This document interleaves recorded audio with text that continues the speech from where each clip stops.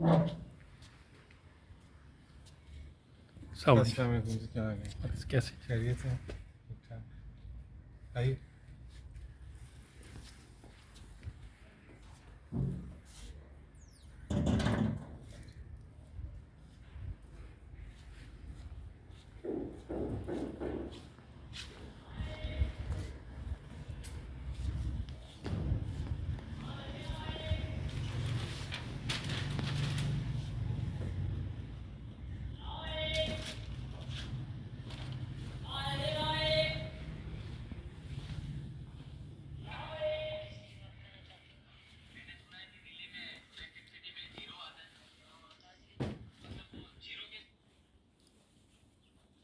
आ जाइए, बैठे आप प्लीज।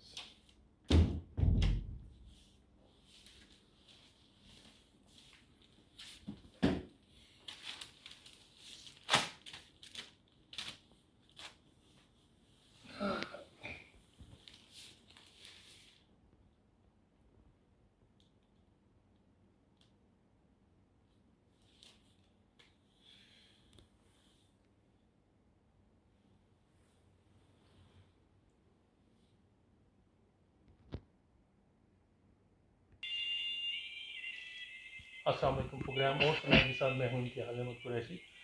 आज हम आपकी मुलाकात करा रहे हैं अरशद वहीद साहब से। अरशद वहीद साहब अदब के हवाले से एक मोतबर हवाला है। नावल निगारी, फिक्शन राइटिंग और ट्रांसलेशन के हवाले से इनका बड़ा अच्छा और मोतबर काम है। आइए इनसे बात करते हैं।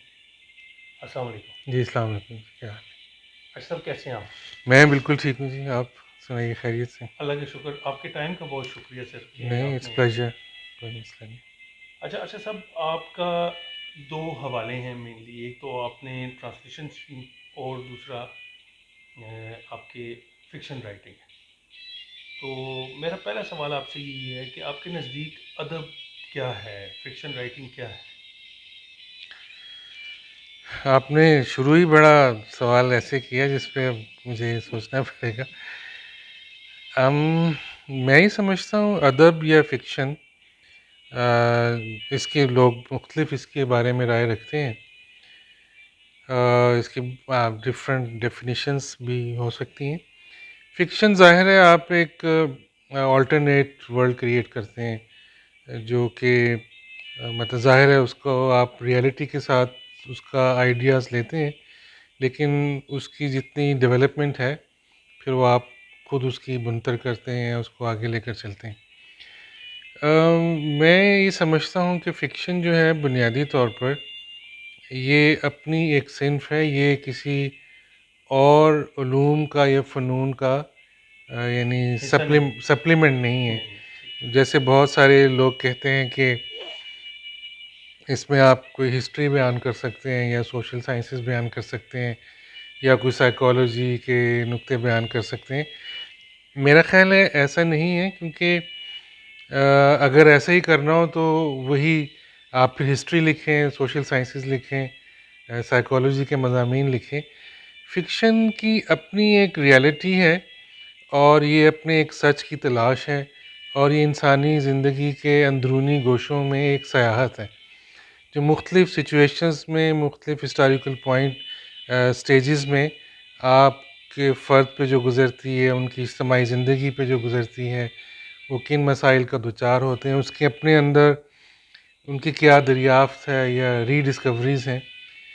फ़िक्शन उन चीज़ों का अहाता करता है और इसमें एक दो चीज़ें और बहुत इम्पोर्टेंट है मेरे लिए कि जब आप सोशल साइंसेज़ या कोई भी इल्म की बात करते हैं तो उसमें कम से कम उस वक़्त तक आप किसी भी रियलिटी को एक वाज़ेह एक यानी हतमी अंदाज़ में बयान कर रहे होते हैं। फ़िक्शन में बहुत सारे बयानात ये रिलेटिव हैं, वो किसी हतमी सच्चाई का दावेदार नहीं है और वो एक उसके किसी भी करैक्टर को किसी हतमी सच्चाई का अलमबरदार नहीं कहा जा सकता।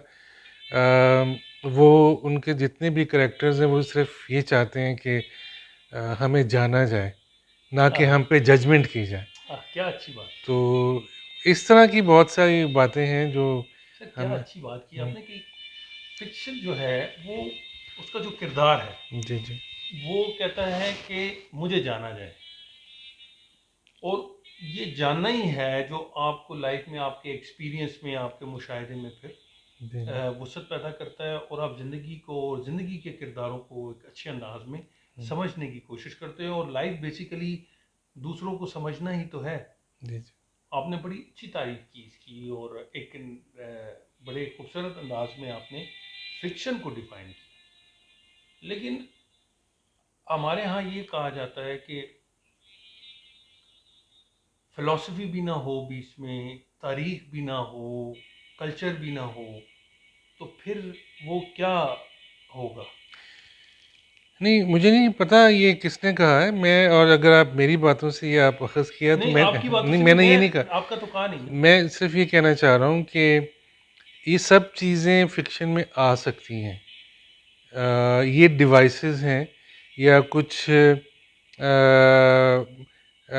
मकसद ये है कि आप अपनी अपनी जो बात करनी है उसको आपने जिस अंदाज में करना है उसके लिए क्या चीज़ें आपकी कारआमद हो सकती हैं, टूल्स हैं, काइंड ऑफ। तो ये आपको डिसाइड करना है। एक और राइटर को डिसाइड हाँ, करना है। कि वो किस तरह ला सकता है, किस तरह आना चाहिए, कितनी चीज़ उसमें कितनी दिखानी है, कितनी पोशीदा रखनी है, ठीक है? तो मैं कहने का ये मकसद था कि अगर आप ये ये समझें कि आप एक नावल लिख रहे हैं या आप एक अफ़साना लिख रहे हैं, इसमें आपने उस फ़लाँ फ़िलॉसफ़ी को एक्सप्लेन करना है। तो इसमें आपने अपनी कहानी या अपने आर्ट को एक ख़ास किस्म की जो डॉक्ट्राइन है, जो फ़लसफ़ा है, उसके पीछे लगा दिया है। आपने एक गाड़ी में अपने फ़िक्शन को उसका छकड़ा बना दिया। जबकि आप अगर इंसान को समझना चाह रहे हैं तो इंसान में, या किसी इंसान की बात कर रहे हैं, सोसाइटी की बात कर रहे हैं, उसमें बहुत से पहलू आ सकते हैं। जिसमें कुछ कैरेक्टर्स हो सकते हैं, कोई फ़लसफ़े की बात करें वो भी ठीक है अगर करना चाहें, या वो कोई हिस्ट्री की बात करना चाहें, या हिस्ट्री का एक ख़ास कोई मौका है हाँ, जो या बड़ा हवाला है जो जो थोड़ा-सा। बहुत इम्पोर्टेंट है या होना चाहिए, जिससे आपकी कहानी को तक़वियत मिल रही है। जो आप कहना चाह रहे हैं वो आप आगे कह सकते हैं। तो आप उतनी ही हिस्ट्री लेंगे जितनी आपको ज़रूरत है अपनी कहानी के लिए। तो असल में आपको अपनी कहानी कहनी है। उसके लिए जो कॉन्स्टिट्यूएंट्स हैं, जो उसकी अज़ाए तरकीबी हैं, उसमें आपका स्टाइल भी आ सकता है, आपका आप उसमें शायरी का इस्तेमाल भी कर सकते हैं, आप उसमें किसी करैक्टर के थ्रू कुछ फ़लसफ़े की बातें भी करा सकते, या कुछ सिचुएशन क्रिएट कर मैं समझ सकते रहा हैं, हूँ आपकी बात। ठीक है ना? सो मतलब मैं आप एक राइटर के पास या तख्लीकार के पास टूल्स हैं, और वो, आपका कहने का मतलब ये कि वो टूल्स कमा हक का इस्तेमाल करे, ये ना हो कि वो फिलॉसफी या वो स्कूल ऑफ थॉट या वो जो असर है वो कहानी या कहानी के किरदार को ना छुपा दें, कि आप किरदार और कहानी को ही ढूंढते रहें, और फिलॉसफी या जो भी आप कह रहे हैं जो हिस्सा, वो उसमें गुम हो जाए। ऐसी कोई बात कर रहे हैं जी, आप तकरीबन? हाँ, आपकी बात सही है। मैं कुछ थोड़ा-सा और इसको एक्सप्लेन कर देता हूँ प्लीज़। कि जब कहानीकार अपनी कहानी लिखता है तो उसके ज़हन में जो भी आइडिया होता है वो उस कहानी के साथ-साथ चलता है। ठीक है। तो उसके कैरेक्टर्स की एक अपनी ऑटोनोमस लाइफ़ भी शुरू हो जाती है। तो वो बहुत से जो कहानी लिखने वाले हैं, उनकी ज़ाती ज़िंदगी के नज़रियात कुछ भी हों, जब वो कहानी लिखने बैठते हैं तो फिर उनके कैरेक्टर्स उनको गाइड करते हैं। और फ़र्ज़ कीजिए कि मेरा मेरा किसी भी हवाले से कोई नुक्ता नज़र है, लेकिन एक सिचुएशन में एक कैरेक्टर जो बिल्ड हो रहा है, उसकी एक अपनी रियलिटी है जिसको वो बयान करना चाह रहा है, तो उस लिहाज से वो आएगी। और अदब में बुनियादी तौर पर एक ये चीज़ भी है कि ये मोनोपोली ऑफ ट्रूथ्स को चैलेंज करता है। हाँ, हाँ। तो अगर कोई अब्दी सच्चाइयाँ नहीं हैं तो अदब उसकी डिस्कवरी कर रहा है। तो अगर ऑलरेडी किसी ट्रूथ को लेकर चला हुआ है तो वो फिर डिस्कवरी तो नहीं कर सकेगा। सो अब पहले मतलब से तय करके आप हाँ, जो है हाँ, वो, हाँ। आपकी इस गुफ्तगू से व्यूअर देखें, हमारी बड़ी अच्छी गुफ्तगू होने वाली है, और इनका पॉइंट ऑफ व्यू बिल्कुल अलग है। मैंने इनका नावल जो है 1995 में या 2005 में 1995 में। गुमान मुझे पढ़ने का इत्तेफाक हुआ। ये बड़ा सलीस और बड़ा इनका एक अलग असलूब है, और करैक्टर को किस तरह बनाना और कैसे करना मुझे बड़ा अच्छा लगा इनका। मैं बड़ा इंस्पायर हुआ इनकी राइटिंग। लेकिन मुझे आपकी इस गुफ्तगू से मेरा ध्यान जो है तजरीद, ऑब्स्ट्रैक्ट और अलामती फिक्शन की तरफ चला गया। हम्म। तो आप क्या समझते हैं, अलामती कहानियाँ या अलामती अदब जो लिखा गया है, और डॉक्टर रशीद अमजद साहब जो है इस हवाले से एक बहुत बड़ा नाम है, क्या कहेंगे आप? मैं कुछ ज़्यादा उस बारे में नहीं कह सकता, मैं उसका इतना एक्सपर्ट भी नहीं हूँ। मतलब मैंने तो नहीं लिखा, ना तजरीदी ना जी अलामती, बिल्कुल नहीं, ठीक है। लेकिन आपका एक पॉइंट ऑफ व्यू तो हाँ होगा। नहीं, वो मैं, बहुत सारे लोग ये कहते हैं और शायद इसमें कुछ सदाकत भी हो कि बहुत से जबर के माहौल में बहुत सारी बातें सीधे अंदाज में करना मुश्किल होता है, तो लोग एब्स्ट्रैक्शन या अलामत का की टेक्निक इस्तेमाल करते हैं, वो भी दुरुस्त है। लेकिन इसके अलावा भी अगर आप देखें तो ये कोई पाबंदी नहीं है। फिक्शन जब आप एक ऑल्टरनेट वर्ल्ड क्रिएट कर रहे हैं, हाँ, तो वो उसकी ज़ाहिर है कि कॉन्सिक्वेंस तो आप अपने इर्द गिर्द की ज़िंदगी से लेंगे, लेकिन वो ज़रूरी नहीं कि वही हकीकत, यानी रियलिज़म होना कोई ज़रूरी नहीं है कि जैसे ज़िंदगी है वैसे ही उसको आप पेश करें। मतलब वो तो आप फोटोग्राफी भी कर सकते हैं उसके लिए ना, किसी हद तक। सो अलामतें लोगों ने बड़ी अच्छी मतलब उस पे लिखा भी है, और मुझे कोई एब्स्ट्रैक्शन की कुछ समझ नहीं आती, क्योंकि वो create literature in any case, it has to create some sense in life which otherwise is lacking in life. तो अगर वो एब्स्ट्रैक्शन भी है तो वो कुछ ना कुछ सेंस ज़रूर क्रिएट कर रही है। मतलब वो सिर्फ ये नहीं है कि एक रैंडम ख्यालात आप करने जा रहे होंगे ना। मतलब अब आपने किसी वजह से उस एब्स्ट्रैक्शन को इस्तेमाल किया, लेकिन actually you want to create some sense in in your fiction, in your writing, in your story. जो तो वो उसके बगैर तो आपका लिखने का कोई इतना मकसद भी नहीं है। अच्छा, बिल्कुल दुरुस्त फरमाया आपने कि आपने एक बात की कि मुझे इतनी समझ नहीं आई, कि वो बहुत सारे लोगों को समझ नहीं आई है। हम्म। लेकिन वो एक भेड़ चाल थी। अब तो लोगों ने कहना शुरू कर दिया कि फिक्शन जब चले, वो एक हद तक तो जवाज़ था लिखने का, कि जबर का दौर था, माशाल्लाह का दौर था, पाबंदियाँ थी, तो आप अपनी बात या तख्लीकार अपनी बात कहने से गुरेज नहीं कर सकता था या रोक नहीं सकता था। तो उसने अपने इजहार का ज़रिया किसी न किसी तरह से बनाया। लेकिन जब माहौल चेंज हो गया, तो उसके बावजूद जब आप अलामत को लेके चल रहे हैं, तो वो कई लोग, ये अक्सर बात होती है कि कंफ्यूज हुए, काफ़ी लोग कंफ्यूज हुए।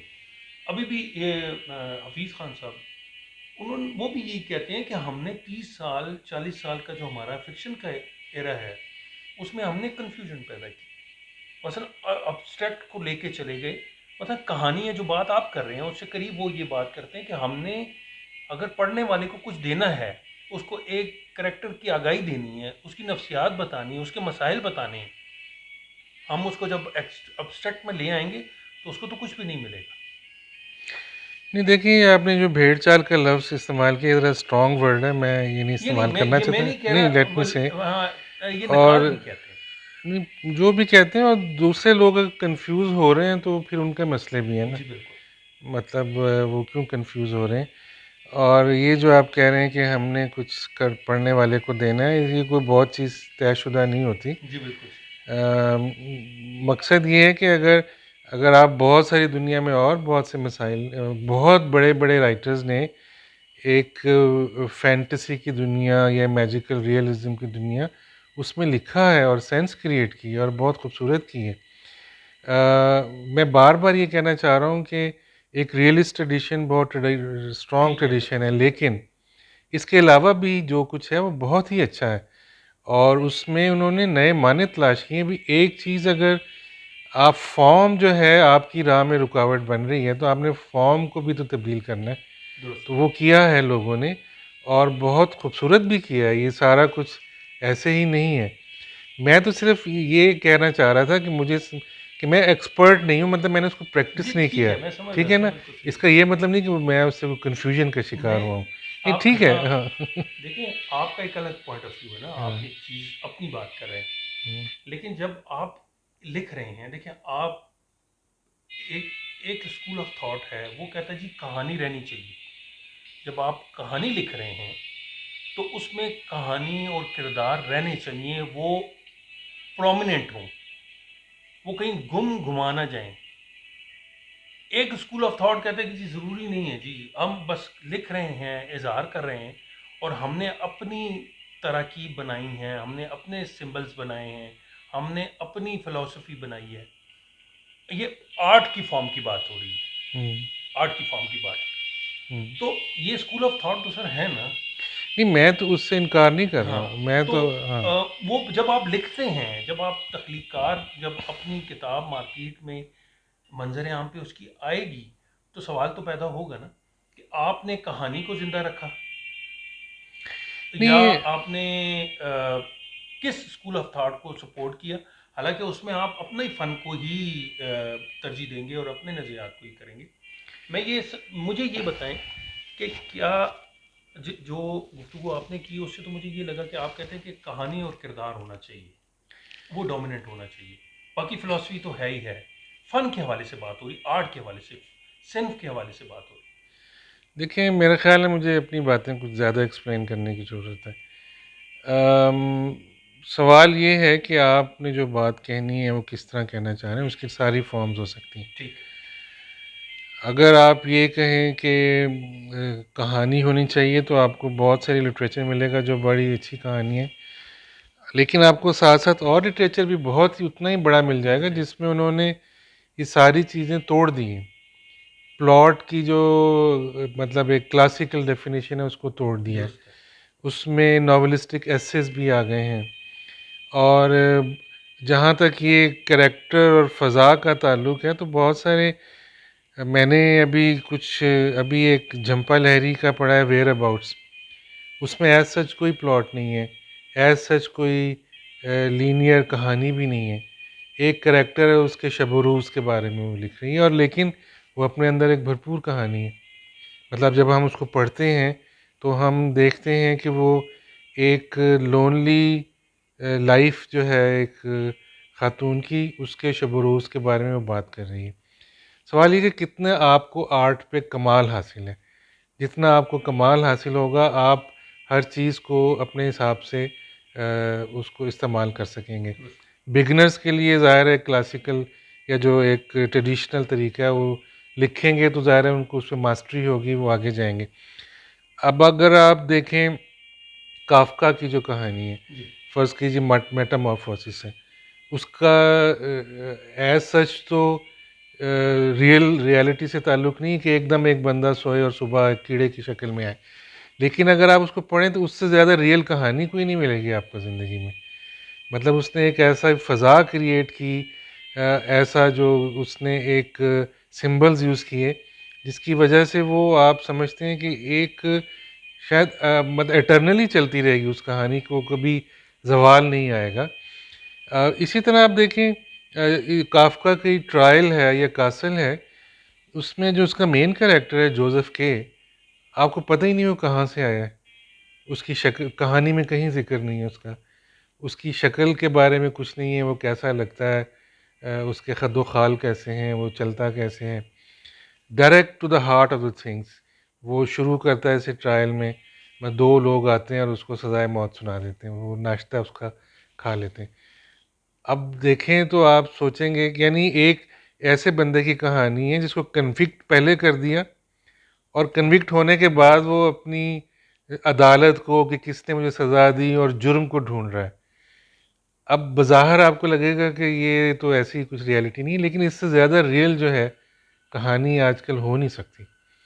तो मैं कहना ये चाह रहा हूँ कि मैं किसी ख़ास फ़लसफ़े को या कहानी के या ये जो अदब के किसी ख़ास स्कूल ऑफ थॉट से मेरा कोई ख़ास ताल्लुक़ नहीं है। मैं समझता हूँ कि हर कहानी अपने साथ अपनी फ़ॉर्म भी लेकर आती है और अपना स्टाइल भी लेकर आती है।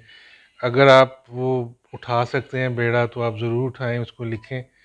और जिस तरह भी आपका समझते हैं कि आप उसके साथ इंसाफ कर सकते हैं, ज़ाहिर है आपको बेसिक्स पता होने चाहिए। आप देखें ना, ये तमाम फ़नून में है। आप बड़े अच्छे अगर मौसीकार भी हैं, तो अगर आपको उस पे दस्तरस है, तो आप कुछ बिल्कुल भी क्रिएट कर सकते डेविएट हैं। कर सकते हैं और नई चीज़ें निकाल सकते हैं। तो ये ज़िंदगी, जिस तरह ज़िंदगी कहीं जामद व साक़ित नहीं है, आर्ट भी कहीं जामद व साक़ित नहीं नहीं, है। बिल्कुल ये अपनी फॉर्म्स को तलाश करता है। मैं कोई एकेडमिक गुफ्तगू तो मुझे नहीं नहीं, करनी आती, ठीक है, लेकिन ये as a point of view तो आपका प्रैक्टिशनर बिल्कुल मेरा सही है। यही है इसका। पहली कहानी कब लिखी?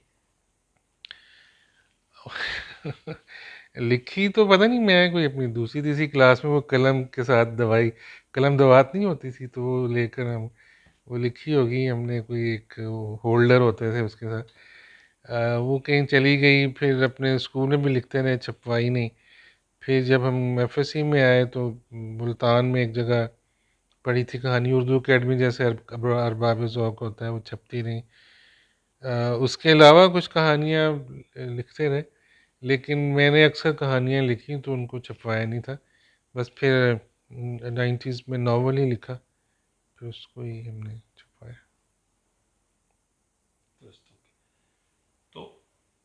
तो आपने पहला नावल उर्दू में लिखा, जी उर्दू जी। ज़ुबान और अदब का एक आपका जो है कंट्रीब्यूशन है। तो अंग्रेज़ी नावल की तरफ कैसे गए या लिटरेचर की तरफ कैसे गए? कोई ख़ास उसमें नहीं था। हम बेशुमार अंग्रेज़ी लिटरेचर पढ़ते थे, यानी मतलब मुझे इंग्लिश यानी ब्रिटिश या अमेरिकन इंग्लिश से ज़्यादा जो दूसरे मुल्कों के नावल या कहानियाँ हैं, जो अंग्रेज़ी में तर्जुमा होके हम तक आती हैं, वो मैंने बहुत ज़्यादा पढ़ता था, अभी भी पढ़ता हूँ। काम भी सारा हमारा अंग्रेज़ी में ही होता था, तो इसको जब लिखना शुरू किया तो शुरू के जो नोट्स बनाने शुरू होते हैं, वो स्केच बनाना, वो जल्दी-जल्दी, वो क्योंकि टाइपिंग भी जी बिल्कुल ईजी नहीं अंग्रेज़ी होता। में आ गई थी ना, उर्दू में हमें टाइपिंग भी नहीं। ख़ैर ये कोई ऐसा, ये इट जस्ट हैपेंड, तो नहीं, आई लेकिन वो एन्जॉयड इट। सपोर्ट तो करते हैं वैसे। आई एन्जॉयड इट, सो फिर मैंने उसी में लिखना शुरू किया कंटिन्यू।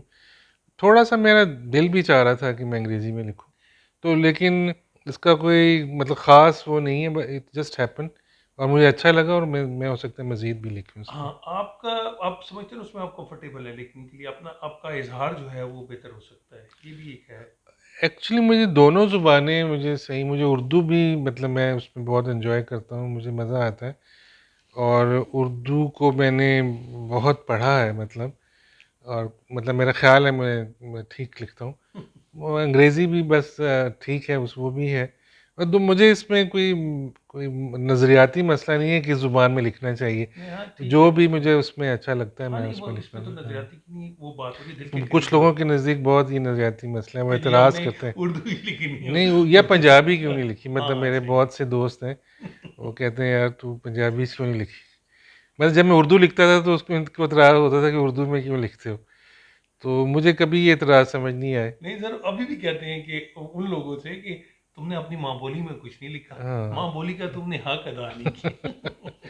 मैं नहीं समझता कोई अदीब पे कोई ऐसी ज़िम्मेदारी है कि वो हक अदा करने आया ज़ुबान है। पे तो है ना। माँ बोली भी तो है ये नहीं, ये क्या कहते हैं आप वैसे? देखें, बहुत से लोगों ने अपनी ज़ुबान से हट कर लिखा है, ठीक है? जोसेफ कॉनराड था, वो पोलिश था और उसने अंग्रेज़ी में लिखा। ये जो आपका लोलिता वाला है, नबोकोफ, ये रशियन था, इसने लिखा। ये अपनी चॉइस है, वो किसी भी वजह से लिखते हैं। कुंडेरा अब वो फ्रांसीसी में लिखता है, वो मतलब वैसे वो चेक राइटर था, अब वो चेक में भी उसने बहुत लिखा है। मैं मतलब मैं बहुत सारे लोगों के लिए बड़े संगीन मसला है ये, कोई संगीन जी बिल्कुल दुरुस्त बात कह रहे मेरे हैं, नज़दीक कोई इतनी बड़ी कोई बात बात नहीं नहीं है। है। आप जिस चीज़ में भी, अब आपकी माँ बोली भी तो मेरा ख्याल उर्दू नहीं है, नहीं, नहीं, लेकिन आप मुझसे उर्दू में इंटरव्यू क्यों ले रहे हैं? बिल्कुल ऐसे। मुझे ये बताएं कि सर ये जो उर्दू आपने कहा कि मैंने उर्दू ज़ुबान मतलब को पढ़ा है, तो कौन सा ऐसा राइटर आप मेंशन करना चाहेंगे जो आपको अच्छा लगा या आपके दिल के करीब है, या सभी अच्छे हैं? नहीं, अब सभी, well, बहुत से लोग बहुत अच्छे हैं, ये दिल के करीब। मतलब मैं तो समझता हूँ शायरी में मैं गालिब और मीर जो हैं वो मेरे इंतहाई पसंदीदा शायर हैं। और मैं ये समझता हूँ कि अगर हमारा लिटरेचर किसी वजह से कहीं भी मीनिंगफुल और बहुत ज़्यादा उसमें एस्थेटिक्स भी, जमालियात भी, ज़ुबान का इस्तेमाल भी, बात की गहराई भी, तो वो इन शायरों में तो बदर्जा होता है। और भी और लोगों में, और शायरों में भी है, इनमें भी बहुत है। बाकी जो हमारे कंटेम्प्रेरी यानी हमसे ज़रा सीनियर, हम यानी जब हम बच्चे थे तो जिनको हम पढ़ते थे, तो मुझे राशिद बहुत पसंद है, मजीद अमजद बहुत पसंद है, फैज़ साहब भी अच्छे लगते हैं, नासिर काज़मी, मुनीर नियाज़ी, मतलब इनकी शायरी मुझे बहुत अच्छी लगती है। फ़िक्शन में मेरा ख़्याल है कि मुझे ये जो ख़ास तौर पे हमारे जो शॉर्ट स्टोरी राइटर्स थे, तो 3-4 लोग हैं जो मुझे बहुत पसंद हैं। एक तो बेदी, राजेंद्र सिंह बेदी साहब हैं, ग़ुलाम अब्बास हैं और साद हसन मंटो। इनकी फ़िक्शन मुझे कहानियाँ बहुत पसंद हैं। नॉवल में मुझे अच्छे तो लगते हैं, अम, अम, कुर्तुलैन ने अच्छे लिखे हैं, अब्दुल्ला हुसैन ने अच्छे लिखे हैं, अभी भी लोग अच्छा लिख रहे हैं, तो ऐसे है। इसके अलावा उर्दू प्रोज़ बड़े कुछ लोगों ने बड़ी अच्छी लिखी है, तो मतलब गालिब की प्रोज़ भी बहुत खूबसूरत लगती है मुझे। यूसुफ़ी साहब की प्रोज़ नसर बड़ी अच्छी है। इब्न इंशा मुझे बहुत पसंद है नसर में, तो इस तरह है। फिर आपकी जो ट्रांसलेशन जो है वो तो आप शुरू से ही थोड़ी थोड़ी करते रहे थे, तो ये अब जो दो बुक्स आपकी ट्रांसलेशन में आई जो छप के आई, इसके अलावा भी हैं कोई किताबें आपकी? नहीं, मैं थोड़ी-थोड़ी नहीं करता रहा था। नहीं, शुरू नहीं, में जब आप मैं बता रहा हूँ आपको, ये जितनी भी मेरा काम है ना, मेरे नॉवल और ट्रांसलेशंस में, तो ये 95 में मैंने कर लिया था। तो उसी वक़्त कुछ मतलब जज़्बा बहुत था और इन किताबों से उस वक़्त लगाव बहुत था, तो it was just labour of love. तो मैं करता मुसलसल ही किया, मतलब जब तक ख़त्म नहीं हो गया मैं ये करता रहा। तो ये 95 में छप गया था गार्शिया मार्कीज़ का अल्लाह। तो ये अब तो दोबारा छपे हैं और भी बहुत से पब्लिशर्स ने इसको खुद भी छाप लिया। तो ये जो अभी बकाया दवाम है और ये आर्ट ऑफ नॉवेल जो है कुंडेरा का, ये तर्जमा उसी वक्त से हुआ, 95 में ही हुआ था। ये छपे अब थे, मेरे ख्याल एक 2017 में छपा था, एक 2019 में। वो पढ़े रहे थे, तो फिर एक दिन मुझे ख्याल आया कि मैं इनको छपवा दूँ, तो दोबारा देख के थोड़ा सा नोक पलक नहीं, दुरुस्त ये कर। बहुत बड़ी बड़ी कंट्रीब्यूशन है जो मैं आपको बताना चाहूँगा कि ये इतने बड़े जॉइंट हैं अदब के इंटरनेशनल लेवल पे, जिनको आपने उर्दू के कालम में ढाला है। और ये एहसान है आपका कि एक अब हम जैसे जो है जो हम तरक्की पजीर ममालिक हैं या थर्ड वर्ल्ड है, उसमें एक तो ज़ुबान का भी डिलेमा है, कुछ हमारी पॉपुलेशन की के हवाले से लोग पढ़ना चाहते हैं। हम्म, देखिए, असल बात तो ये है, एक अल्केमिस्ट जो था, एक अल्केमिस्ट नावल जो है, बड़ा ज़बरदस्त नावल था वो, अ, फॉलो करो। बिल्कुल वो, उसने भी, वो भी बड़ा पॉपुलर हुआ। फिर जब उसकी ट्रांसलेशन आई, वो तो जो लोग अंग्रेजी में, बाद लोगों का इशू है, तो उन्होंने फिर उसको, हालांकि वो जो असल ज़ुबान में जो चीज़ पढ़ी जाती है उसका तो लुत्फ़ ही अलग है ना। लेकिन चलें, किसी हद तक कुछ चीज़ें, कोई आइडिया तो आ सकता है, रूह ना आए लेकिन एक आइडिया तो आ सकता है। आप इस हवाले से क्या कहेंगे? नहीं, पहली बात तो आपने कहा ना कि मेरा कोई एहसान है उर्दू अदब पे, मैं इन चीज़ों को नहीं मानता। मैंने तो अपने शौक़ से किया, छप किया, और किसी को अच्छा लगा तो भी अच्छी बात है, नहीं लगा। हम लोग, ज़्यादातर लोग अपनी वजह से करते हैं, हमें ये जी करना बिल्कुल ऐसे होता ही, है। हम बिल्कुल ऐसे ही। जब पढ़ा तो हमें इतना अच्छा लगा कि हमने कहा इसको कर लें।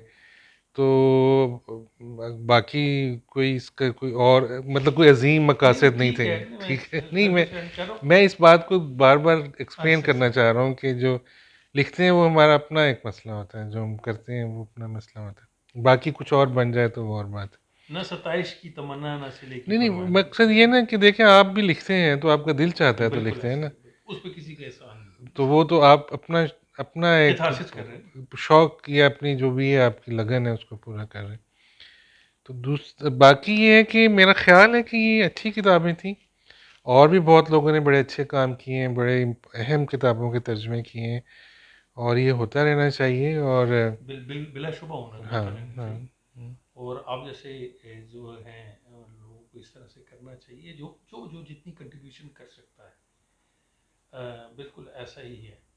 फर्दर क्या आने वाली हैं आपके प्रोजेक्ट्स? इसमें ट्रांसलेशन में है या आपका कोई नॉवल है? नहीं, ट्रांसलेशन तो मैं अब नहीं करता, मैं 95 के बाद मैंने दुरुस्त। नहीं किए। वो इसलिए नहीं कि मुझे, मतलब मैं समझता हूँ बहुत कुछ आप टाइम मांगता है, बहुत जज्बा मांगता है। जब मैं ये तर्जुमे करता था तो आई मीन ये एक अपने ही शौक की बात थी, लेकिन वो इस कदर आपके साथ अटैचमेंट हो जाती है, आप एक एक लफ्ज़ पे, एक एक फ़िक्रे पे आप सोचते रहते हैं क्या इसका अल्टरनेटिव हो सकता है, कोई गलत ना हो जाए। मतलब मैं तो तर्जुमे में टेक्स्ट से लॉयल होने का भी कायल हूँ, लेकिन साथ साथ ये कि जितनी इसमें क्वालिटी बेहतर अपनी ज़ुबान में आप कर सकते हैं वो करें। तो मेरा ख़्याल है कि मैं अब तर्जुमे तो मेरा वो फ़ील्ड नहीं है, मतलब वो अनलेस का कोई बहुत ही शानदार कि आपको फिर बहा के मजबूर ले, न कर दे, हाँ हाँ। वो हो जाए। वो नहीं, मैं कुछ और एक नावल पे काम कर रहा हूँ और कुछ स्टोरीज पे काम कर रहा हूँ। तो मतलब हो सकता है उसको अगले 5-6 महीने में वो कुछ हो जाए। सो उन पे मैं फ़िलहाल काम कर रहा हूँ। थोड़ा सा मैं ये लिटरेचर के पे कुछ मज़ामीन भी लिख रहा हूँ, वो भी प्रोसेस में है। तो फ़िलहाल अच्छा, तो ये ये अंग्रेजी में है या उर्दू में? दोनों ज़ुबानों अच्छा, में, दोनों में एक आध चीज़ अंग्रेज़ी में है, बाकी उर्दू में। दुरुस्त।